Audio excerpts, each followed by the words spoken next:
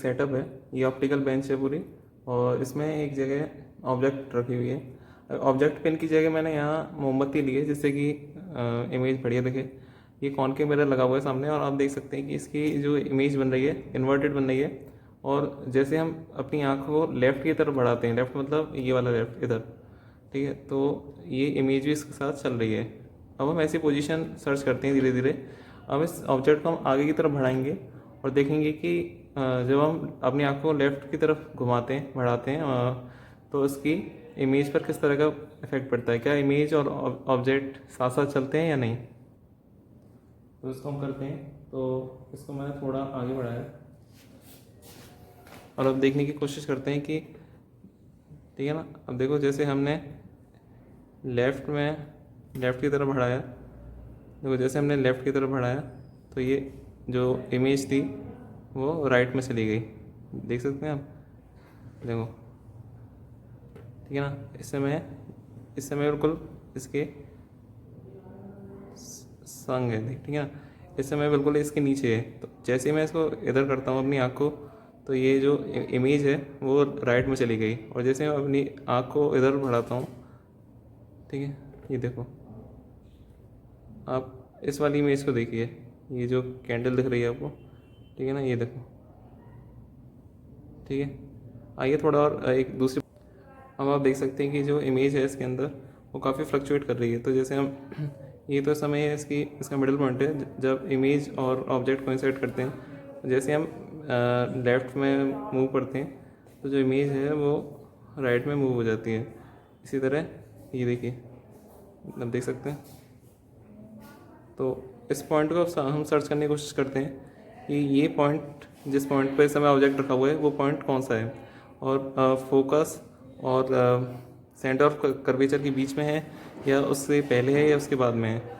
तो सर्च करने की कोशिश करते हैं। ये देखते हैं डिस्टेंस को, तो इस पोजीशन में हम इनकी डिस्टेंस देखेंगे। तो आप देख सकते हैं कि ये जो ऑब्जेक्ट है यानी कैंडल है, इसकी पोजीशन इस समय क्या है।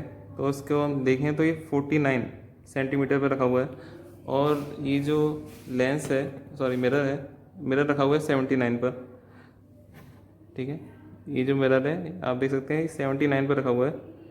तो इन दोनों के बीच की जो डिस्टेंस हुई वो 30 सेंटीमीटर हुई। आइए इन दोनों का जो सॉरी इस कॉनकेव मिरर का जो सेंटर ऑफ कर्वेचर है वो लोकेट करने की कोशिश करते हैं कि वो इसमें किधर है। तो उसके लिए हम क्या करेंगे, इस कैंडल की ऐसी इमेज सर्च करेंगे इस कॉनकेव मिरर में कि वो एक तो सेम साइज की हो, इन्वर्टेड हो, सेम साइज़ की हो, और जब हम लेफ़्ट की तरफ आँख अपनी बढ़ाएं तो वो उसकी इमेज राइट की तरफ भाग नहीं जाए, ठीक है ना। दोनों इमेज और ऑब्जेक्ट साथ साथ चलें इस तरह से, ठीक है। तो आइए सर्च करते हैं। तो आप देख सकते हैं कि ये जो पॉइंट हमने ऑब्टेन कर लिया है, यहाँ पर जो इमेज है और ऑब्जेक्ट है उन दोनों का साइज़ सेम है, यानी कि जो आप असली में मोमबत्ती देख सकते हैं उसकी जो लौ है और इसके अंदर जो लौ बन रही है उसका साइज़ सेम है, ठीक है ना। ये जो लौ बन रही है अंदर देखो, ठीक है ना। इसमें थोड़ा कैमरे में दिक्कत होती है इस तरह के एक्सपेरिमेंट को कैप्चर करने में। तो अच्छा, इसके पीछे जो ये जो बड़ी लौ दिख रही है आपको अंदर, ये जो बड़ी वाली लौ दिख रही है साइड में, नहीं ये किसी और दूसरे कारण से है। ये इसकी एक डायरेक्ट इमेज नहीं है, ठीक है।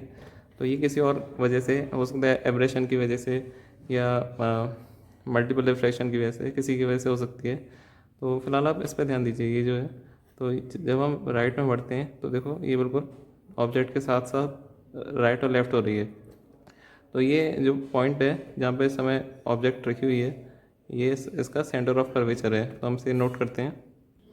तो आप देख सकते हैं इसका जो सेंटर ऑफ कर्वेचर है इस समय वो किस पॉइंट पर है, नियरली 34 और 35 के बीच में है। तो हम इसे 34 ले लेते हैं। और जो लेंस है इस समय वो 79 पे ही रखा हुआ है। तो इन दोनों के बीच की डिस्टेंस हम नोट कर लेते हैं। तो 79 और ये 34। अब इन दोनों को माइनस करके देखेंगे कि जो इन दोनों के बीच की डिस्टेंस है वो कितनी है, और जो डिस्टेंस आएगी वही इनकी सेंटर ऑफ कर्वेचर से पोल तक की डिस्टेंस होगी, यानी कि 2f के बराबर वो होगी। तो आप देख सकते हैं ये लगभग 45 सेंटीमीटर है। तो 45 सेंटीमीटर का यदि आप आधा करते हैं तो ये लगभग 22.5 के आसपास आता है। इसका मतलब इसका जो फोकस पॉइंट है वो 22.5 पर है। और इस समय जो कैंडल रखी हुई है ये 45 सेंटीमीटर पर रखी हुई है। तो इसे हम यदि रेफरेंस लें तो ये 45 सेंटीमीटर पर रखी हुई है।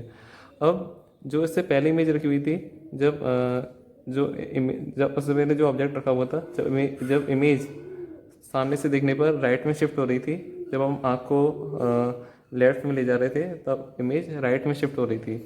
तो उस केस में जो ऑब्जेक्ट रखा हुआ था ये 2F से आगे रखा हुआ था और फोकस से पीछे रखा हुआ था। इसका मतलब ये कहीं ना कहीं इधर रखा था, इधर 45 पर रखा था, ठीक है। तो इसका मतलब वो किस केस में ऐसा होगा कि इमेज जब हम अपनी आँख को लेफ़्ट में मूव करेंगे तो इमेज राइट में मूव हो जाएगी। ये उस केस में हो सकता है जब ऑब्जेक्ट फोकस और सेंटर ऑफ कर्वेचर के बीच में रखा हो। तो इस तरह से ये एक्सपेरिमेंटल हम सेटअप करके पता कर सकते हैं। आई होप ये क्लियर हो गया हो। यदि इसमें कोई डाउट हो तो आप नीचे लिखकर पूछ सकते हैं।